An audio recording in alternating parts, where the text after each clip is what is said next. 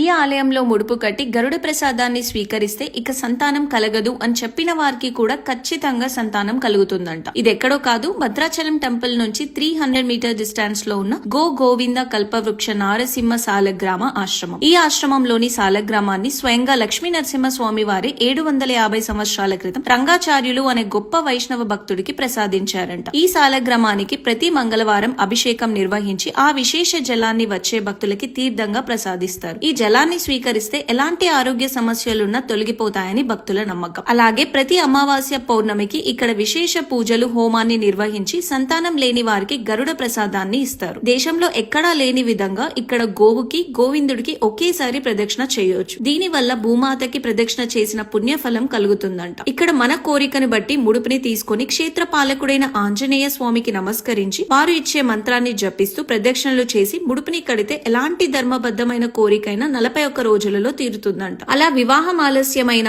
Job కోసం, business related health issues ఉన్నవారు వచ్చి ముడుపులు కడతారు. ఈ ఆలయంలో ఉన్న ముడుపులను చూస్తేనే అర్థమవుతుంది కదా, ఇది కోరిన కోరికలు తీర్చే నిలయమని. ఈ ఆశ్రమాన్ని రంగాచార్యులు గారి 9వ తరమైన డాక్టర్ కృష్ణ చైతన్య గారి ఆధ్వర్యంలో ఈ సాలగ్రామానికి పూజలు జరుగుతున్నాయి. అలాగే నిత్య అన్న ప్రసాద కార్యక్రమం కూడా ఉంటుంది. లొకేషన్ వచ్చేసి గోవింద కల్పవృక్ష నారసింహ సాలగ్రామ ఆశ్రమం, అంబసత్రం రోడ్, భద్రాచలం.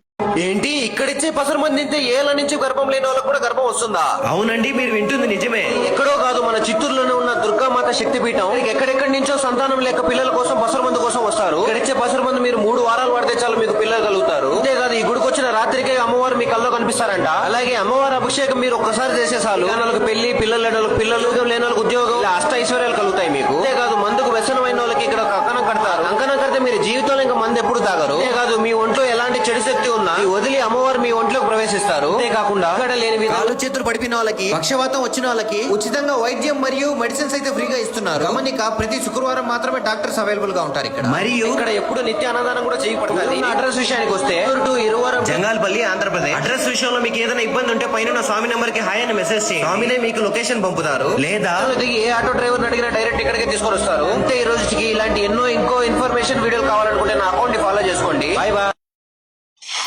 ఈరోజు బాగా బాధించిన విషయం ఏమ్రా అంటే, సంతానం కోసము ప్రాకులాడట.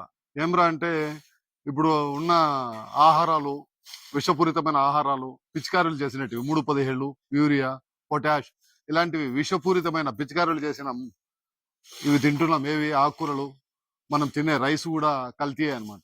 ఇవన్నీ తింటా ఉన్నప్పుడు మనకు జన్యు లోపాలు ఇవి వచ్చి ఆ సంతానం కలక్క చాలా ఇబ్బంది పడతాం. ఏమరా అంటే, ఏదో లోపం ఉంది. లోపం అందరిలో, ఎవరిలో లోపం లేదు, మనం తినే తిండిలోనే లోపము.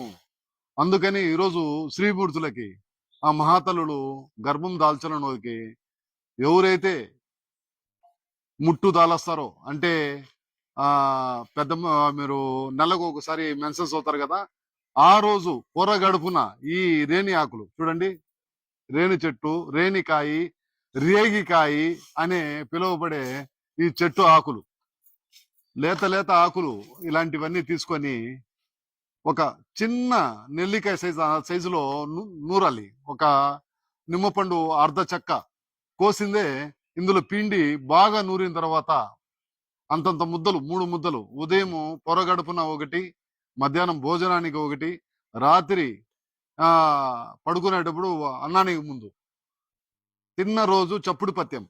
అంటే పాలతో తింటే పాలతోనే తినాలి, పెరుగుతో తింటే పెరుగుతో తినాలి, మజ్జిగ తింటే మజ్జిగ తినాలి, ఉప్పు కూడా వేసుకోకూడదు ఆ మొదటి రోజు.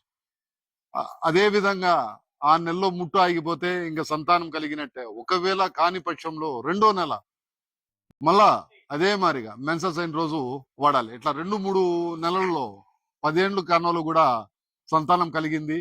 ఇది మా అనుభవాలతో చెప్పేది.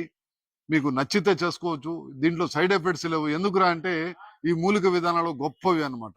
రేణు చెట్టు వల్ల వచ్చిన నష్టం లేదు. రసవాదులకి శరీరం సున్నమయ్యేదని కూడా యోగం ఇది గొప్పది. అలాగే ఇక్కడ మనము ఆయుర్వేదం గురించే మాట్లాడతాం. శ్రీమూర్తులకి ఈ రేణి ఆకు హైబ్రిడ్ కాదండి, నాటిది దేశీ రేణి ఆకు తీసుకొని మీరు వాడండి. నాకు ఇక్కడ ఉంటే మీకు చిన్న వీడియో చేసి చూపిస్తా ఉన్నాను. చిన్న వీడియోలతో ముందుకు వస్తాను. ఇవి కంపలు కూడా చూడండి, గాలాలు ఉన్నట్టు ఉంటాయి, చేపలు పట్టే గాలాలు ఉన్నట్టు ఉంటాయి. చూసి భద్రంగా ఆకుని గిల్లుకోవాలి. ఇవి చూడండి, ఇవన్నీ గాలాలు ఉన్నట్టు ఉంటాయి. ఇవన్నీ చాలా భద్రంగా ఆకులు గిల్లుకోవాలి. గిల్లి నూరి నిమ్మరసంతో ఇవ్వాలి. ఓకేనా? చిన్న చిన్న వీడియోలతో ఉంటాను. బాయ్.